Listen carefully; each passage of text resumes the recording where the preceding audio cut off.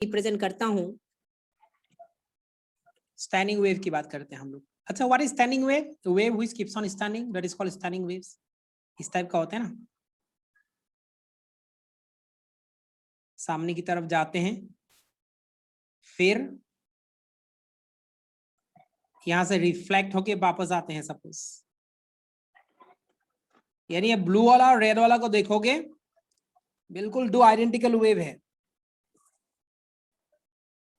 Okay, जब एक pulse जाते हैं सामने की तरफ, pulse when it goes in a forward direction, और यहां पर एक सपोर्ट है जिसमें ये वाला पार्टिकुलर पॉइंट बिल्कुल फिक्स्ड है, तो ये पल्स जब जाएगा वापस आते वक्त ये उल्टा होके वापस आएगा, फेज रिवर्सल ऑफ 180 डिग्री। अगर ये पॉइंट बिल्कुल फिक्स्ड है तो, अगर ये पॉइंट फ्री टू मूव है, this point is free to move, जैसे एक रिंग है,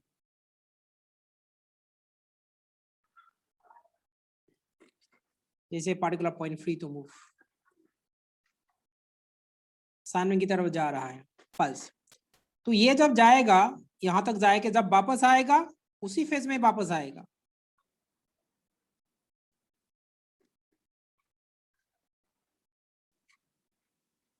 उसी फेज में वापस आएगा।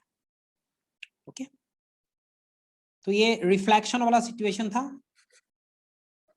रिफ्लेक्शन, ये free and,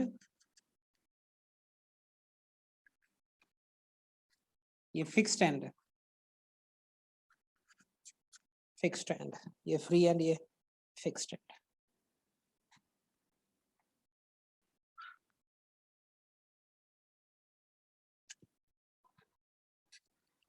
right, so standing wave, standing wave का कंडीशन क्या था? दो आइडेंटिकल वेव होना है, जैसे ब्लू वाला और रेड वाला बिल्कुल आइडेंटिकल है, identical in all respect but moving in opposite directions. Two identical waves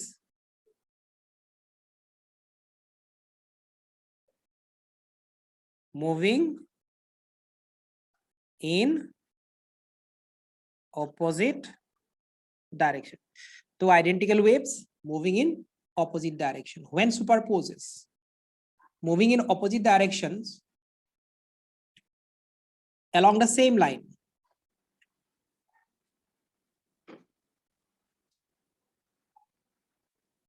Moving in opposite direction along the same line. When superposes,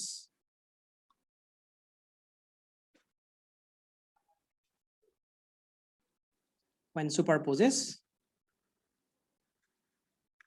gives rise to standing wave.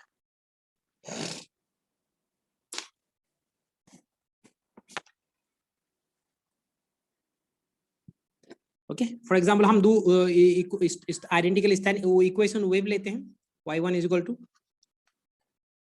a sin omega T minus के x, दूसरा लेते हैं y2 is equal to a sin omega T plus के x. ये सब identical है, simply यहाँ it is moving along positive x axis, this is moving along negative x axis, इतना ही फर्क है, उसमें से कुछ फर्क है नहीं। तो यहाँ पर जब हम करेंगे y is equal to y1 plus y2,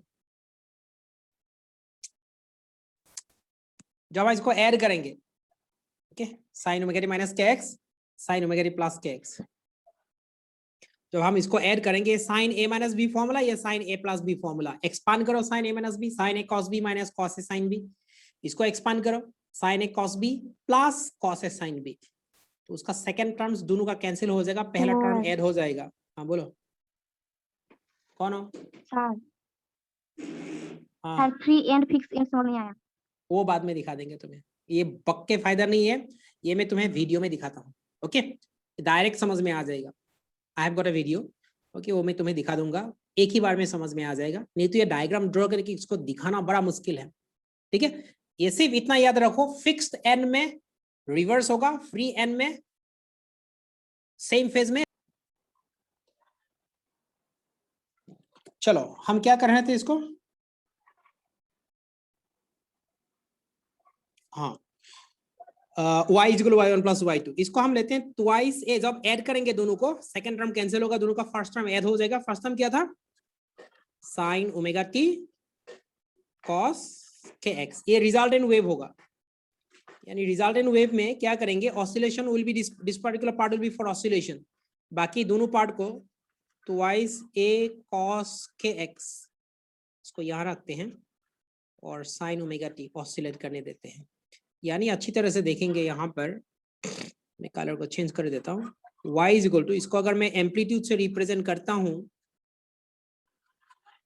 so this is the resultant wave, okay, जिसमें r is the resultant amplitude, या r क्या है?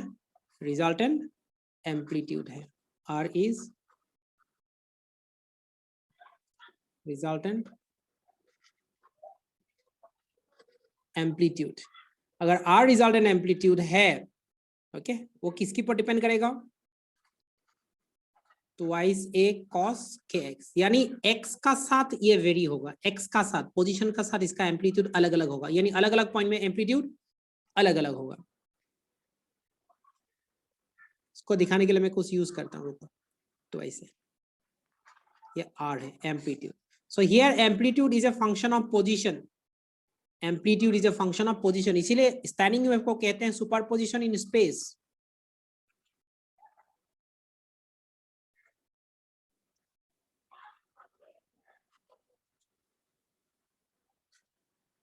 इसलिए इसको कहते हैं superposition in space. For r, for r to be maximum, maximum यहाँ पर मतलब हम क्या लेंगे, यहाँ पर ऐसे करते हैं, एम्पलीट्यूड मैक्सिमम होगा, इसका मतलब r will become plus minus twice है for maximum amplitude.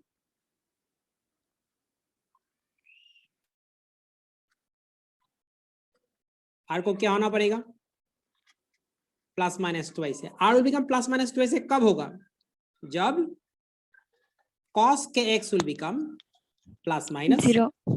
Plus minus 1, cos के x will become plus minus 1, यानी cos, यानी थीटा, थीटा को 0 होना पड़ेगा, यानी k x will have to be 0, नहीं तो cos 0 इक्वल 1, नहीं तो पाई, नहीं तो 2 पाई, नहीं तो 3 pi, like this it will go, है क्या नहीं? इसीलिए इसको हम लिख सकते हैं, इसको n पाई, और n का वैल्यू क्या हो सकता है? 0 भी हो सकता है, 1 भी हो सकता है, 2 भी हो सकता है, that that that that that that that that, ये है क्या? k का वैल्यू है 2 pi by lambda into x is equal to n pi, 5 5 खराउडी, 5 5 खराउडी, तो x will become n lambda by 2, n lambda by 2, तो n is equal to 0 तो ये 0, n is equal to 1 lambda by 2, n is equal to 2 ये lambda, n is equal to 3 है 3 lambda by 2, the ये सारा positions में क्या होगा? एम्पलीट्यूड मैक्सिमम होगा। क्या होगा? एम्पलीट्यूड मैक्सिमम होगा। सो हम बोलेंगे these are the positions of maximum amplitudes called, इसको क्या कहते हैं? बोलो बोलो क्या कहते हैं? It's called antinodes.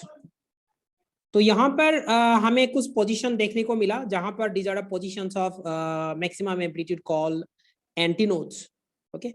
Similarly for minimum amplitude, amplitude minimum मतलब amplitude minimum मतलब r0 होगा, तो cos kx को हमें क्या बनाना पड़ेगा? 0, इसमें से kx क्या आएगा? cos theta is equal to 0, तो थीटा कितना होगा? 2n plus 1 pi by 2, odd multiple of pi by 2,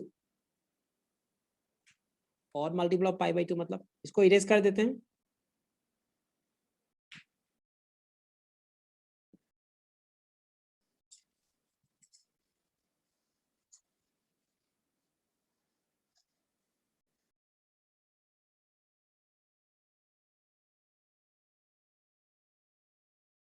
odd multiple of pi by 2, इसका मतलब क्या होते हैं? k is equal to 2 pi by lambda x twice n plus 1 pi by 2. यहाँ pi pi cancels, x is equal to 2 to the 4 twice n plus 1 lambda by 4. Okay, इसमें अगर 0 से हम शुरू करेंगे, n is equal to 0 0 1 2 dot dot dot. Okay, जब 0 डालेंगे ये लैम्डा बाई 4 होते हैं, 3 लैम्डा बाई 4 5 लैम्डा बाई 4 इस तरह से होंगे.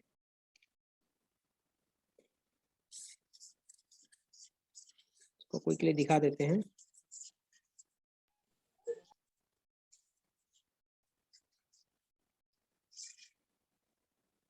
इसको क्विकली दिखा देते हैं. तो यानी यहां पर क्या था, 0 में अगर एंटी नोड है तो नेक्स्ट एंटी नोड कहां पर होगा, लैम्डा बाई 2 में होगा. तो इनका बिल्कुल बीच में, कहां पर, बिल्कुल बीच में मतलब लैम्डा बाई 4 में क्या होगा, नोड्स होगा. यानी between 2 anti nodes there will be a node. Between 2 anti nodes, ये लैम्डा बाई 2 है, लैम्डा है, तो इसकी बिल्कुल बीच में क्या होगा, ये 3 लैम्डा बाई 4 में क्या होगा, एक एंटी नोड होगा. अगर हम स्ट्रिंग की बात करेंगे, standing waves on a string, इसको दिखाने के लिए हम कोशिश करते हैं. Okay, standing on a string. अच्छा, उससे पहले हम एक डायग्राम दिखा लेते हैं जस्ट समझने के लिए. ये बेसिकली ट्रांसफर्स फॉर्म में दिखाने से समझने में आसान होते हैं, तो हम स्ट्रिंग वाला ही दिखा लेते हैं. ये पार्टिकुलर पॉइंट जिससे डिस्प्लेस नहीं होते, इसको नोड्स कहा जाएगा. ये जो पार्टिकुलर पॉइंट जिसका एम्पलीट्यूड सबसे ज्यादा होते हैं, इस पॉइंट को एंटी नोड कहा जाएगा. ये नोड है, इस पार्टिकुलर पॉइंट को एंटी नोड्स बोला जाएगा, इस पार्टिकुलर पॉइंट को नोड्स बोला जाएगा.